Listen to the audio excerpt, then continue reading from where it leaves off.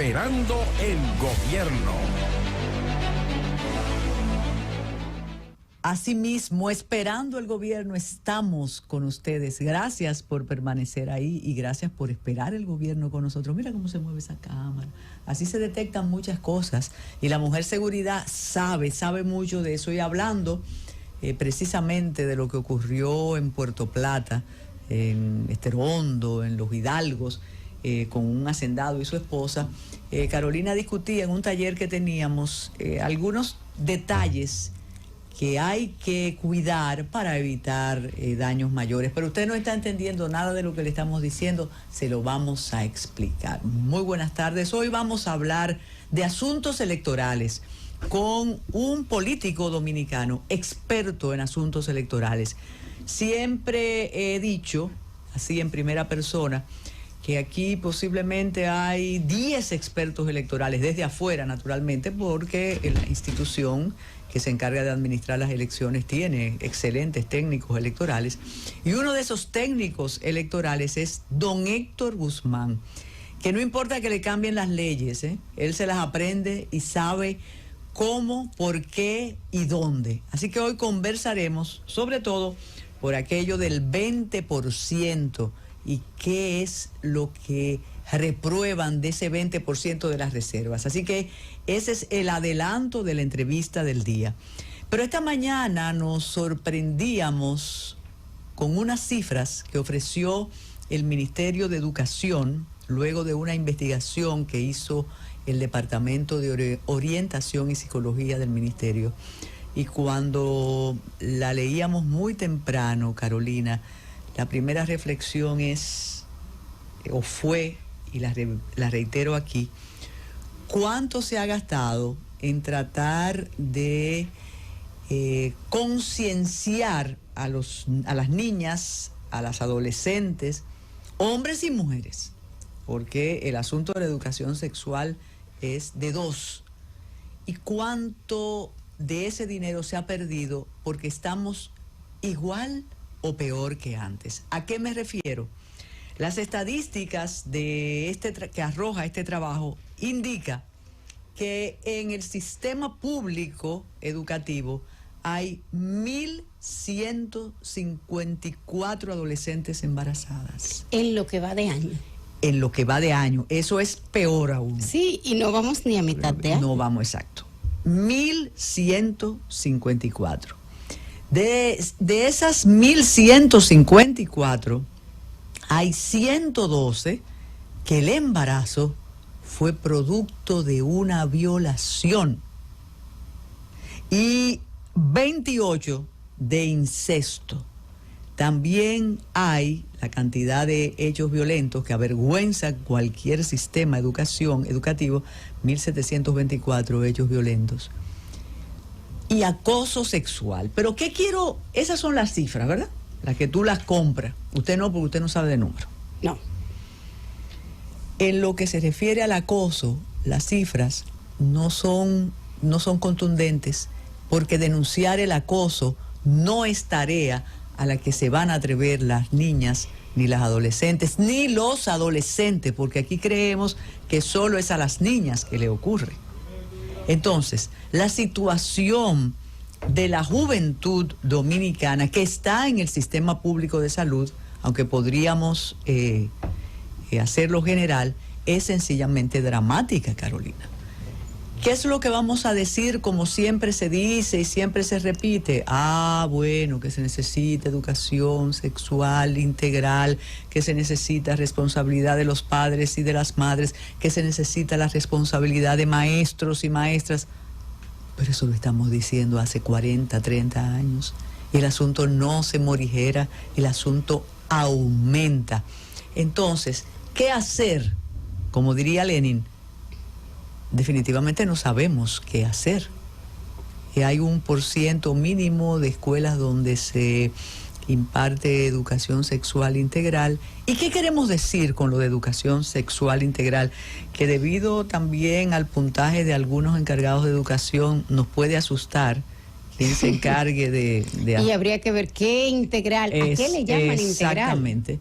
Pero la elemental, el ABC, es usar el preservativo y usar cualquier otro medio, porque evitar las relaciones tempranas en ocasiones no son pensadas y eso va a ser muy difícil. Pero no estamos bien. Claro que no. No estamos bien.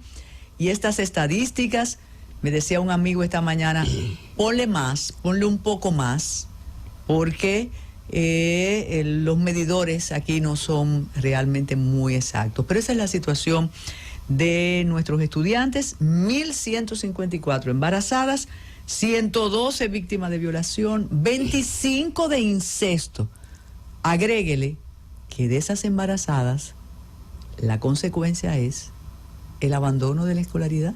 Claro. Se van de la escuela por el prejuicio, porque muchas escuelas, tú sabes que aquí mandan una orden y la orden se cumple a según. Claro. Y en alguna escuela en Cenoví van a decir, no, esa muchacha está embarazada, es un mal ejemplo, y no le van a permitir, y ahí viene la alta deserción escolar en la República Dominicana. Pero eso no es todo. Ese número, que si usted pudiese repetirlo, porque usted sabe que yo no lo recuerdo, usted lo dijo hace un par de segundos, pues ya yo no lo recuerdo. 1.154 embarazadas, 112 violadas, 28 incesto. El que se marca, porque todos no te van a decir que la molesta el tío, el papá, el hermano, el sobrino o el primo, no te lo van a decir, Carolina. Esos embarazos son resultado de ese error que hemos cometido en mirar para otro lado con el tema de la falta de política, de planificación familiar. No hemos querido abordar el tema de la educación sexual en las escuelas. Hemos visto la educación sexual como un tema tabú. Y el debate que tenemos con el tema de las 3 causales y el tema del matrimonio infantil y todo lo demás que queremos abordar, ahí está. Pero hay otro punto importante. Esos bebés que están ahí y que van a nacer, muchos de esos muchachos, lamentablemente, son los que en 15 años vamos a pedirle a la policía y a los cuerpos del orden que le den para abajo. Porque esos muchachos son los que luego... Se oye dramático, Carolina. Son los que luego van a convertirse en un problema, claro, salvo sus honradas excepciones, como siempre sucede.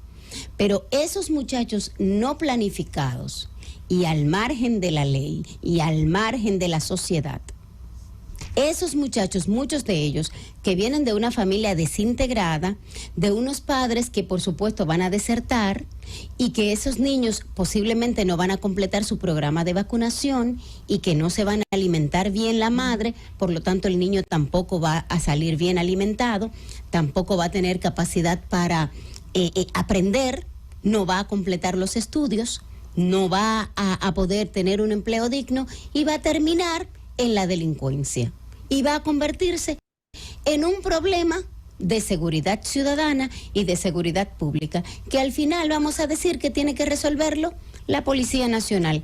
Dígame usted a mí si esos embarazos en adolescentes son problema de la Policía Nacional.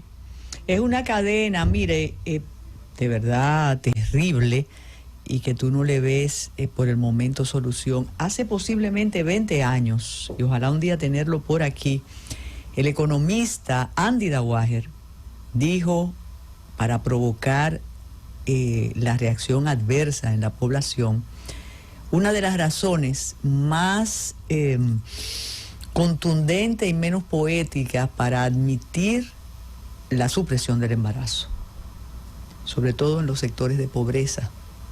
Claro, él lo dijo con la brillantez que caracteriza a Andy Dawager y envuelto en toda una conceptualización, porque él decía, eso que usted está planteando con cifras, como el círculo de la pobreza se convierte en un tío vivo, en una vuelta a la noria sin solución, porque esa niña que va a parir va a estar en un entorno realmente adverso. Claro, tóxico.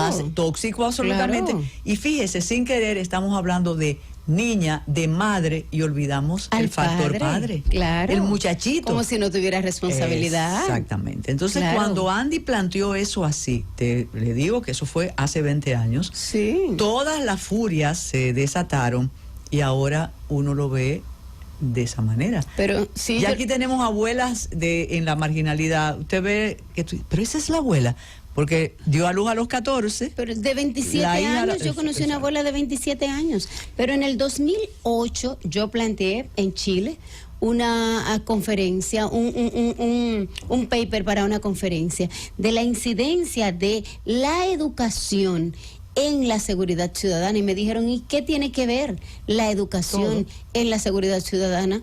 Todo. Un muchacho que deserta y que no se alfabetiza es un candidato perfecto para un delincuente común.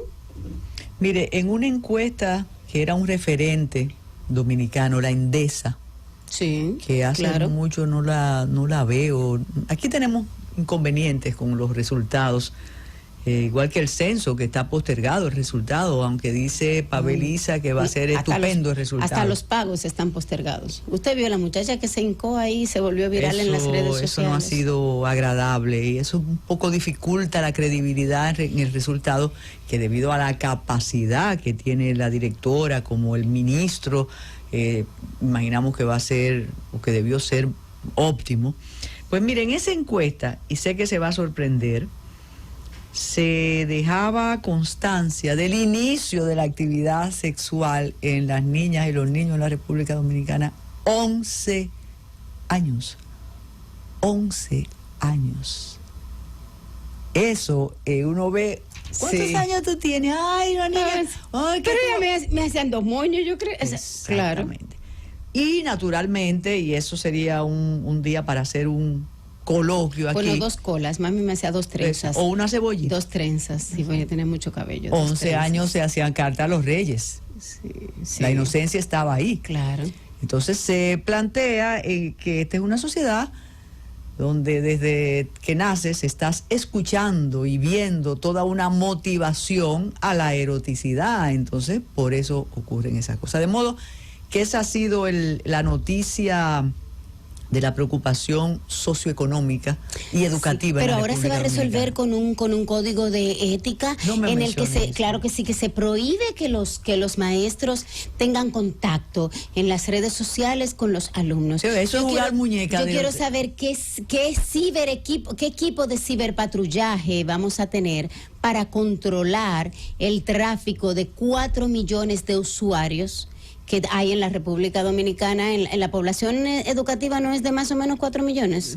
Creo que dos. 2 millones, Sí. de estudiantes. Ajá. Y los profesores y sus padres y los tíos son más o menos 4 exacto. millones, ¿verdad? Más o menos de internautas 24/7, porque interactúan las 24 horas del día, Taller los 7 completo. días de la semana. Entonces, yo quiero saber qué capacidad tiene el DICAT para hacer ciberpatrullaje las 24 horas del día.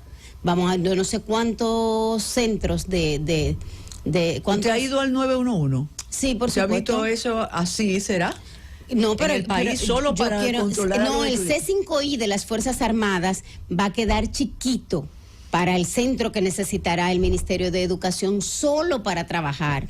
El ciberpatrullaje para el Ministerio de Educación. Yo creo que quizás no entendimos bien, Carolina. Por eso le dije lo del juego de muñecas, que a los 11, hace 20 años, posiblemente jugábamos muñecas, Sí. o 30. No le ponga la mano a la vela. Entonces Que te esto va a parece un juego de muñecas, porque además del control, ¿quién va a evitar que un profesor o una profesora tengan un contacto con sus alumnos paseando por el parque del municipio, por favor? No, porque ya yo le dije, porque no, se les prohíbe tener contacto en las redes sociales. Ok, vamos a tener un equipo de ciberpatrullaje, vamos a programar unos ciberbots. Tú sabes que a veces, y en una ocasión alguien dijo que quien redactaba los proyectos de leyes en estos países lo hacía o en el salón VIP de los aeropuertos o volando. Pero cuando yo veo esas cosas... No, se va a comprar un software que costará no sé cuántos millones. Pero en el municipio pero donde eso se todo puede el configurar. mundo conoce, la persona que hace el dulce de coco, el padre, el maestro... Ay, que ya no tienen internet. Eso es. Tenemos que hacer una pausa para darle la bienvenida a don Héctor Guzmán y vamos a hablar de boleta, de votación, de porcentaje, para aprender, porque aquí se repite lo del 20% y la reserva. Y tú preguntas y dicen, pero ¿y qué es eso? Francis Villalona me pide una pausa. En la Z101, esperando el gobierno. Cumplimiento. Vamos, esperando el gobierno en la Z101. Y es muy bueno esperar el gobierno con alguien que es como de la casa, que lo primero que me dijo, ¿y los Rodríguez no me vienen a recibir? No, espérate, Héctor, está bien que usted sea de la casa, pero ellos nos están viendo. Qué bueno. Desde una torre, ahora ellos tienen un sitio, una terraza enorme y nos monitorean, como van a monitorear a los estudiantes. Así que un saludo para los Rodríguez. Y aquí tenemos a Héctor, que desde que aparcó, todos empezaron a saludarlo. Yo dije, pero ¿por qué no había venido El cariño, antes? el cariño. Y hablando sí de una visita que tuvo para un tratamiento de belleza la semana pasada y por eso no había venido. Héctor, por los años que tenemos conociéndonos, me atreví a decir, a asegurar, primero a recibirte con mucho cariño, que cuando se habla de materia electoral, tú tienes que estar presente, porque primero te fascina la materia electoral, luego la has estudiado. Yo le decía a Carolina, a él no le importa que nos promulguen otra ley, porque él vuelve y se acoteja y coloca como si fuera con la tecnología de la 275, aquella que esa ley tenía sus luces, Sí. definitivamente, hasta lo que hay ahora, y los parches. Yo no sé, a mí siempre me ha fascinado el estilo en Panamá. Lo que pasa es que aquí quien sale de la Junta siempre sale desacreditado, peleado con todo el mundo, no se atreve a hablar y no quiere pasar por ahí más nunca, como decía el presidente Mejía, que él ni veía para allá. Pero en Panamá tienen un sistema extraordinario. Cada 5 años transforman la legislación electoral acogiéndose a los fallos que hubo en el proceso, y entonces lo hacen y ahí se mantiene aquello siempre fresco. El tema de ayer y de hoy, por ahí vamos a comenzar, porque escucho muchas personas repitiendo lo del 20%.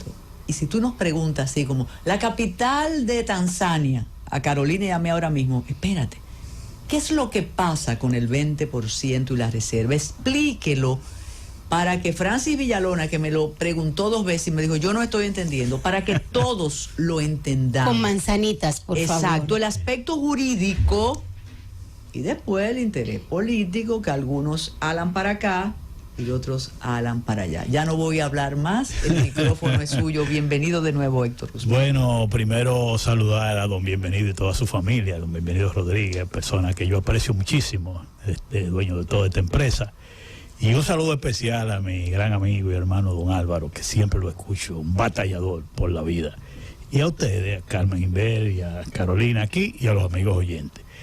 El tema de la reserva, tengo que dar la triste noticia de que ahora mismo me llegó la resolución de la Junta que la ratificó oficialmente, la reserva de candidatura. Pues tenemos una primicia calentita. Así mismo. Yo tengo aquí que me la enviaron la resolución ya firmada y toda, con fecha 8 de mayo, es decir, ayer.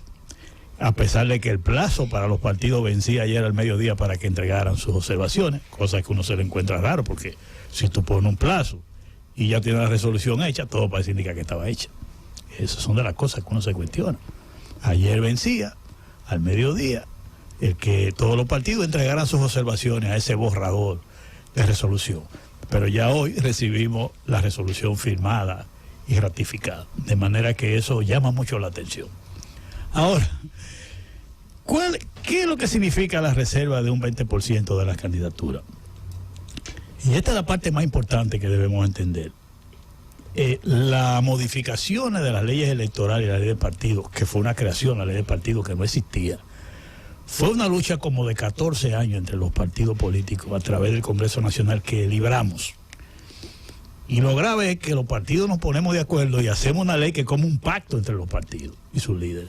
Y después, cuando no nos conviene, entonces venimos y acabamos con ella. ¿Y qué sucedió? El 20% que está en el artículo 58 de la ley de partidos establece que los partidos tienen el derecho a reservarse el 20%, oiga bien, de la totalidad de las nominaciones a senador, a diputado, a alcalde, a regidores, a directores y a vocales. Es decir, de la totalidad de esos cargos. Ejemplo, en las elecciones pasadas fueron a competencia en esas elecciones 4.113 cargos. Si tú le aplicas el 20% a esa totalidad, estamos hablando alrededor de 813 cargos que tenían que ser reservados. Ahora, eso se hizo en la elección. En cualquiera de... En todos los niveles de elección, no importa. No era por nivel, era de la totalidad, como dice la ley. ¿Qué hicimos los partidos? Bueno, reservamos todas las candidaturas, porque ya eso es una estrategia donde tú reservas, donde tú no reservas, donde tú escoges, todo ese tipo de cosas. Es una estrategia propia de cada partido de cara a un proceso electoral. ¿Qué sucedió? Que al final de cuentas, así fue que nos fuimos para las elecciones pasadas. En el camino, un miembro dirigente del PRM, que se llama Alberto Tavares, que es un abogado y comunicador, aspiraba a senador por Monteplata.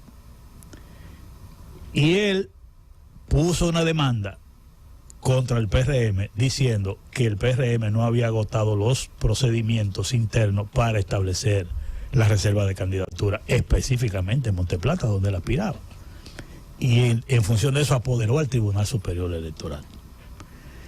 El Tribunal Superior Electoral, después de oír a las partes, que precisamente quien estaba defendiendo en ese caso que la reserva era, como decía la ley, de la totalidad de la candidatura, era el que hoy es abogado del PRM y que hoy aparece con una posición contraria, Simón Floyd. Ese era el abogado que estaba ahí representando la posición del PRM. Y recuerda quién dirigía, quién presidía el Tribunal Superior Electoral, eso es muy importante. El actual presidente de la Junta Central Electoral. Bueno, pero esto es importante conocer, como dicen, la narrativa, le llaman ahora en términos modernos, cuando uno explica lo sucedido. Sucede que el Tribunal Superior Electoral, después del primer debate, la primera parte, van los abogados y reabre los debates. Y al reabrir los debates le pide al PRM que deposite los documentos de donde se aprobó la reserva del PRM. Porque lo que se estaba cuestionando, el amigo Alberto Tavares cuestionaba que la Comisión Política, el Comité Ejecutivo, no se había reunido, que es el máximo organismo de dirección, para aprobar eso. Eso es lo que él cuestionaba. Pero al llevar los documentos, entonces Alberto Tavares retoma el tema y habla del 20% que no es general, sino que por nivel de elecciones. Y es ahí que se introduce de nuevo ese tema. La demanda original no era por ese tema, sino que el tribunal, cuando ve en esa segunda parte que entra ese tema, entonces dice, bueno, dice el Tribunal Superior Electoral, como este es un tema que no está claro en la ley, vamos a especificar y el tribunal tiene que pronunciarse sobre eso, si la reserva es nacional, o sea, total, o si es para el caso del demandante. Del demandante. Eso es importante. Entonces, ¿qué sucede? Que el Tribunal Superior Electoral, al tomar esa parte del tema, emite una sentencia, oiga bien, en agosto del 2019. ¿Qué quiere decir? Que ya los partidos estaban en el periodo de pre-campaña, que comienza el primer domingo de julio, y ya los partidos estaban corriendo y ya tenían la reserva hecha. O sea, cuando viene la sentencia a salir, no era posible aplicarla porque ya los partidos habían llevado a competencia determinada candidatura y una parte que no estaba en competencia no la iban a elegir. Perfecto. Bye. Ahora, cuando uno analiza esa sentencia del Tribunal Superior Electoral, que no hubo tiempo para impugnarlo, llevarlo al Tribunal Constitucional, uno se da cuenta que los jueces cometieron un error.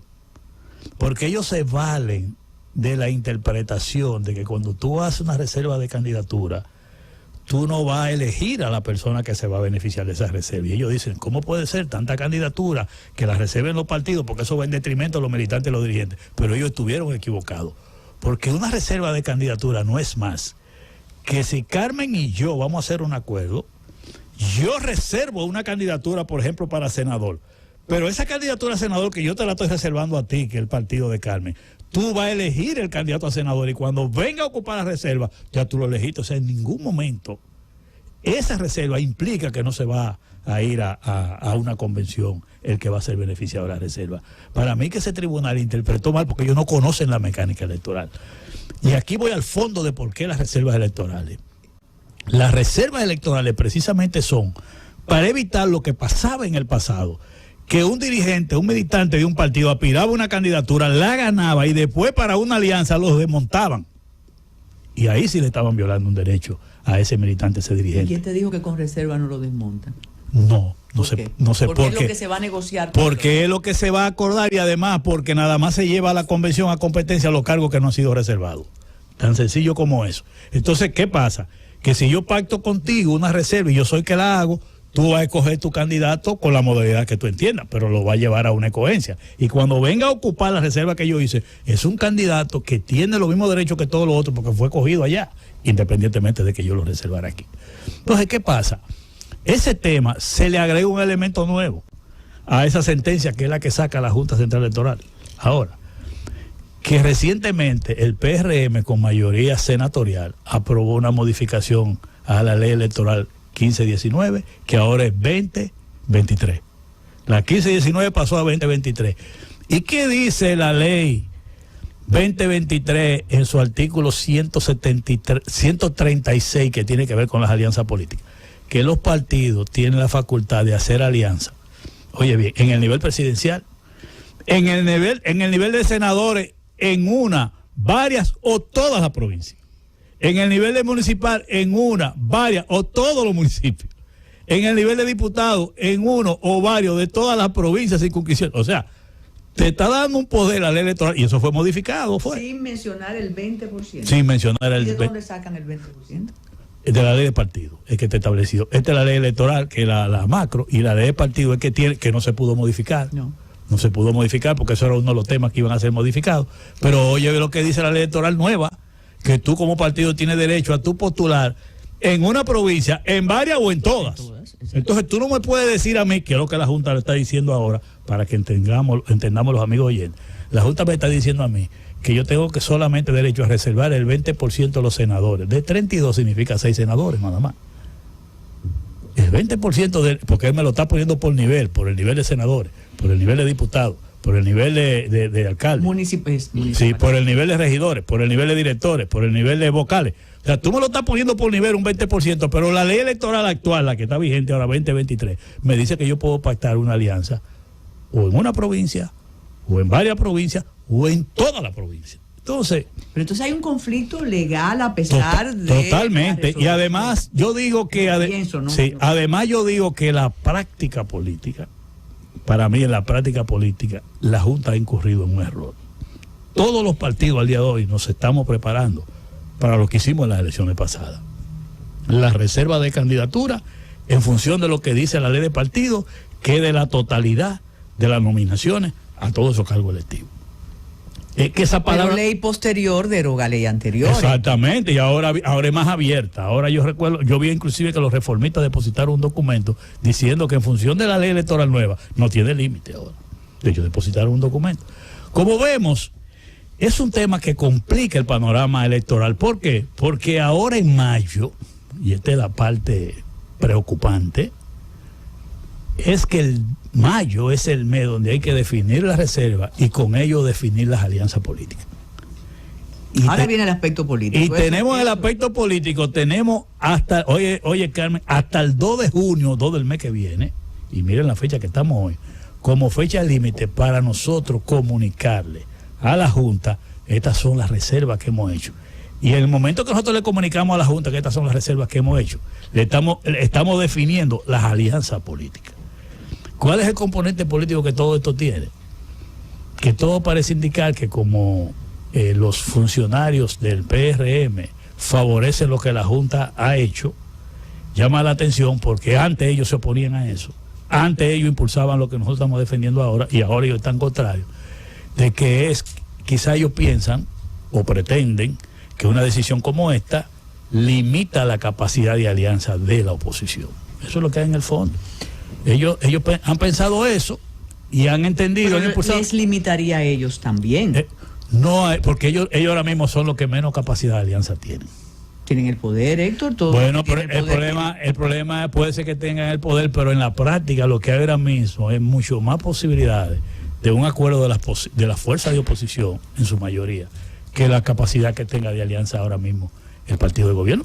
Ya prácticamente las alianzas de gobierno se agotaron y no le han podido cumplir porque son sobre la base de promesas también, las que se están haciendo, que tampoco están en concreto. Vamos a decirlo claro. O sea, recuérdense una serie de partidos emergentes que del partido de gobierno hablaron de que estaban en acuerdo con ellos, pero todavía no hay nada en concreto. En el caso de la oposición, hay aprestos para ir en acuerdo a nivel municipal y a nivel congresional, y eso lo hay todas las maniobras. Y en el terreno político, el que está en el terreno, el que está donde se está moviendo la cosa, eso es lo que hay.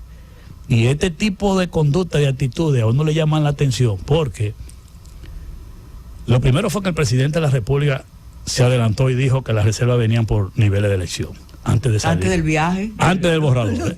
Antes del borrador, y eso llama la atención. Y lo segundo fue que salido de la propuesta de borrador de la Junta, los principales funcionarios del PRM se pronunciaron a favor.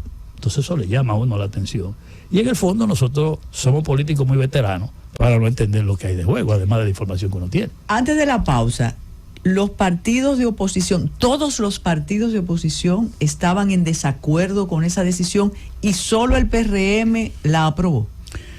Nosotros, o la valida. Nosotros estábamos 26 partidos de cerca de 28 que hay o 30, ¿verdad?, que estamos en contra de eso y seguimos en contra. Eso no se va a parar ahí. Por eso es que yo digo que genera un conflicto complicado en medio del momento en que hay que decidir sobre eso. Nosotros no nos vamos a parar ahí.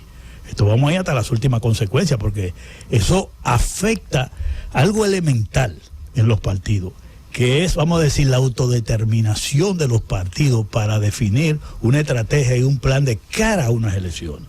O sea, nosotros cuando vemos la reserva de candidatura que tiene que ver con alianza y tiene que ver con la designación de un dirigente de un partido, es un elemento clave para nosotros trazar una estrategia de cara a las elecciones. Y es un derecho constitucional que tenemos nosotros como partido, que no nos lo puede nadie narigonear ni nos puede condicionar a hacer las cosas como el otro quiere. En este caso la Junta Central Electoral no debe hacerlo. Yo no sé por qué se meten en esos líos, porque yo digo algo práctico. En las elecciones pasadas eso fue lo que hicimos. Y nosotros lo que decíamos, vamos a hacer lo que hicimos en las elecciones pasadas. Y nadie se puede oponer. Nadie se puede oponer. Porque nosotros lo hicimos y existía la sentencia esa. Vamos a hacer una pausa, nos pide Francis Villalona, y regresamos con don Héctor Guzmán, su clase de Derecho Electoral. Se lo dije. Sí, regresamos de inmediato. En la Z101, esperando el gobierno. Nación, ante la Comisión. Esperando el gobierno en la Z101. Sí, yo apostaba que iba a ser diferente y lo es, porque no era hablar solo del partido, sino de esta materia electoral que sencillamente apasiona. Y aquí hay una pregunta de alguien que sabe mucho de estos asuntos, tanto como usted, y dice, por favor, necesito saber por qué 20% general y no por nivel de elección. Bueno, ya usted lo había explicado. Sí, pero es bueno precisar, sí, gracias, que la ley dice claramente que los partidos tienen derecho a reservar el 20% de la totalidad de las nominaciones a diputados, a senadores. O sea, la palabra totalidad está puesta ahí. Pero yo me voy a lo siguiente. Eso fue un acuerdo de los partidos políticos. Porque es que uno de los grandes problemas que teníamos los partidos era que cuando hacíamos una alianza política y se había escogido a un compañero un cargo, había que desmontarlo y eso generaba una crisis interna. Claro. Entonces, como una medida preventiva a eso, se estableció la reserva de candidatura. Mira, la capital, por ejemplo, el PRD reservó la candidatura a senador. Ya los PRDistas saben que en la convención no vamos a elegir el candidato a senador del PRD. Y cuando vayamos a hacer alianza con algún partido que hablamos, ya ese partido sabe sí se entiende que ellos van a escoger su candidato y el candidato que ellos escojan viene con la alianza con el PRD. Esto es tan sencillo, porque que antes era muy dañino que venía el PRD, cogía un candidato a senador y después en una alianza había que decirle a ese candidato, te quitamos, tú no puedes ser, y generaba una crisis. ¿Y cómo funcionó en las elecciones pasadas? Como estamos hablando ahora mismo. ¿El PRM, por ejemplo, reservó candidaturas en las elecciones pasadas? Claro, el PRM reservó, por ejemplo, a nivel de senaduría. Este es un buen ejemplo. ¿Cuántas reservó, por ejemplo? Reservó 29 de 32.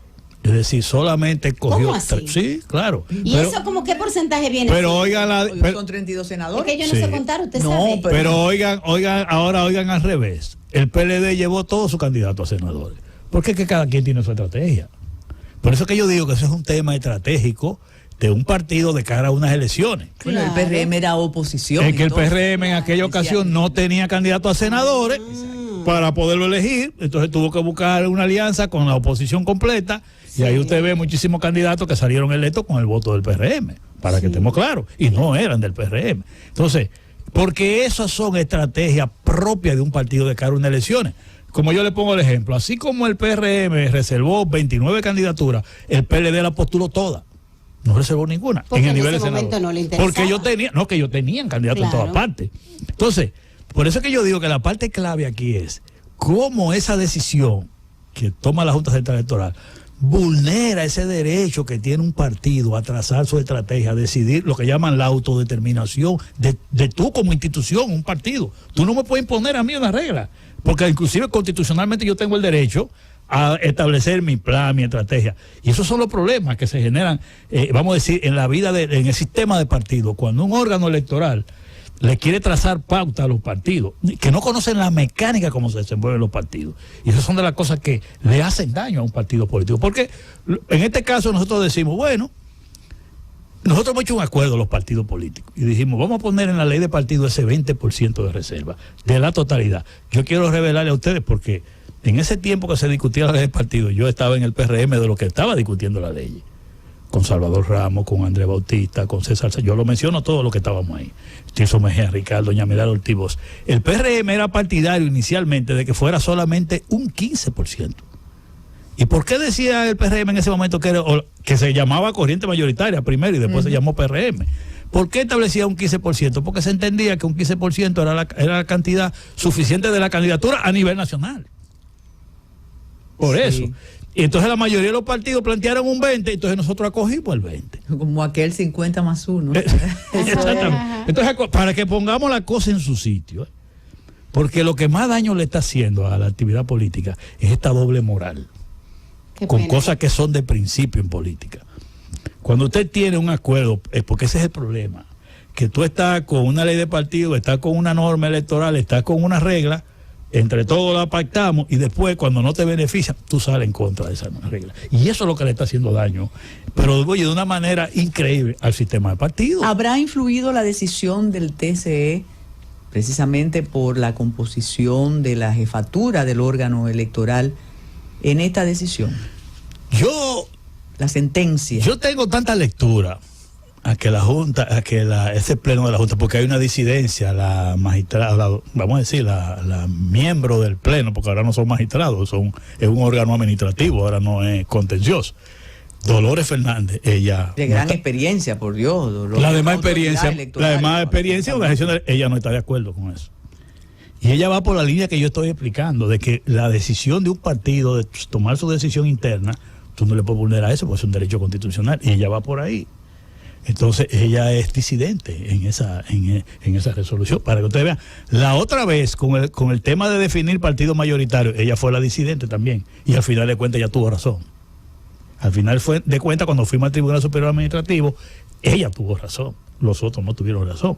Y esas son de las cosas que como yo digo, que le van haciendo daño al sistema de partido. Porque si la mayoría de los partidos, que era lo que estábamos en el Congreso Nacional, pactamos esas normas electorales, ¿cómo un Tribunal Superior Electoral o esta propia Junta Electoral viene ahora a cambiar eso? Porque ¿qué hizo el Tribunal Superior Electoral? Que yo me río de algunas decisiones que se toman ahí, porque al final de cuentas son abogados, no conocen tanto la mecánica electoral. Yo digo, pero ahora se han convertido en legisladores, interpretando a los legisladores, cuando los legisladores fueron que nos pusimos de acuerdo en que la ley fuera así. Entonces ellos interpretan a su manera lo que el legislador quiso hacer.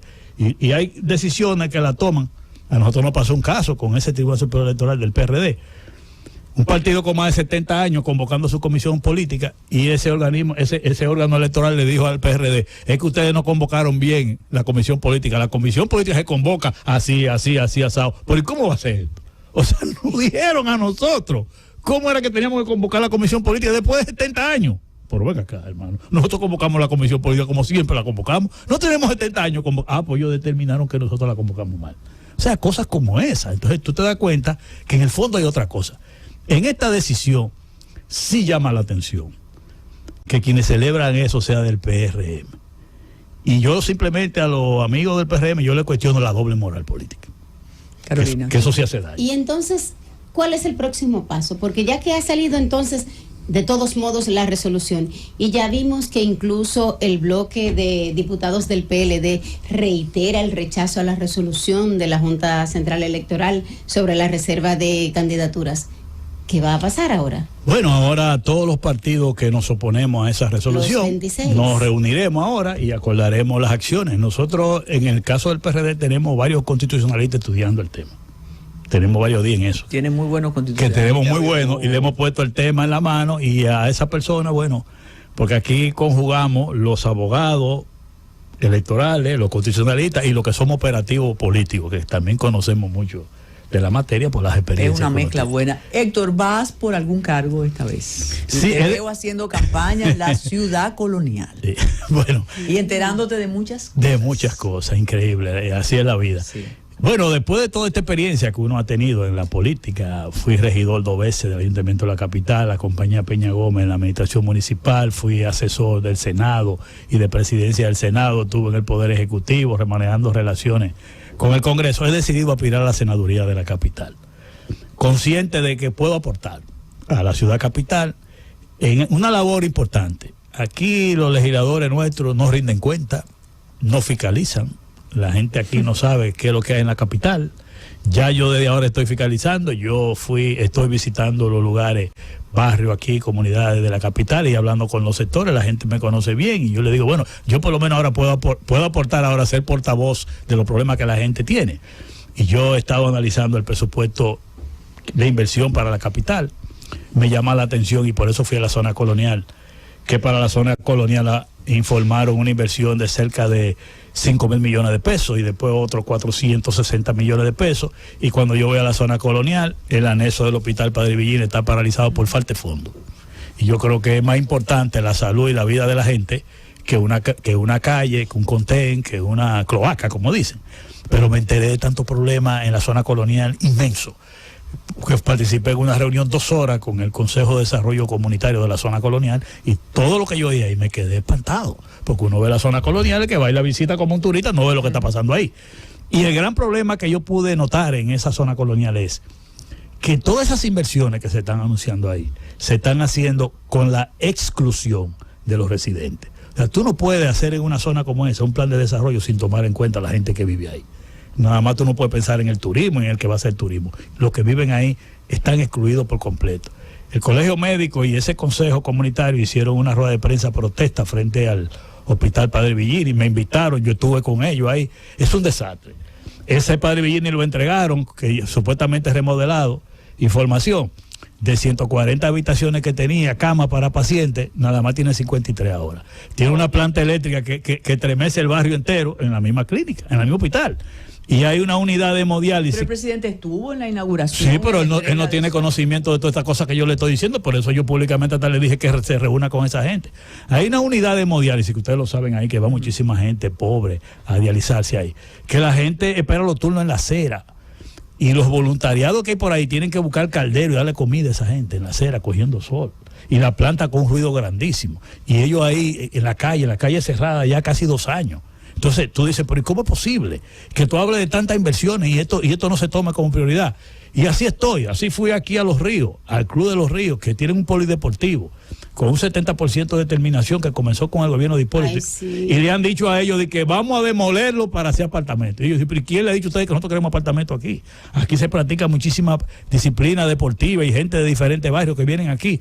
Busquen otro sitio en hacer apartamentos. O sea, ustedes lo pueden hacer, no lo ponemos. Pero lo que ustedes lo tienen que hacer es terminarlo el polideportivo. Y ahí hay una guerra con los comunitarios de eso por ahí. Lo que le faltan son unas cositas Sí, para terminar. fui aquí al club del Manguito, ahí frente a la Churchi. Eso da pena. El club, por cierto, lo agarró en una dirección ahora importante. Y me decían los nuevos directivos jóvenes, preocupados, que practican baloncesto, muchachitos de 16, 17 años, abandonados. Ellos lo que dicen, nosotros lo que queremos es acompañamiento, queremos es oportunidad.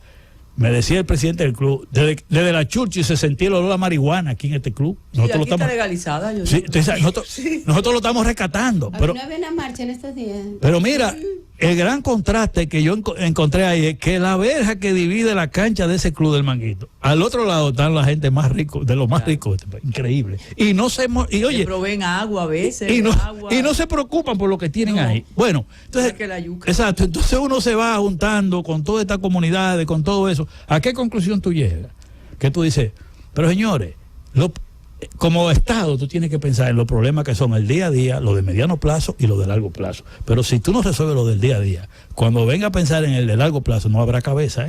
Y lo que está pasando en nuestro barrio es una situación delicada con todos esos temas que yo le estoy diciendo. La gente con necesidades urgentes y que el Estado tiene que atender.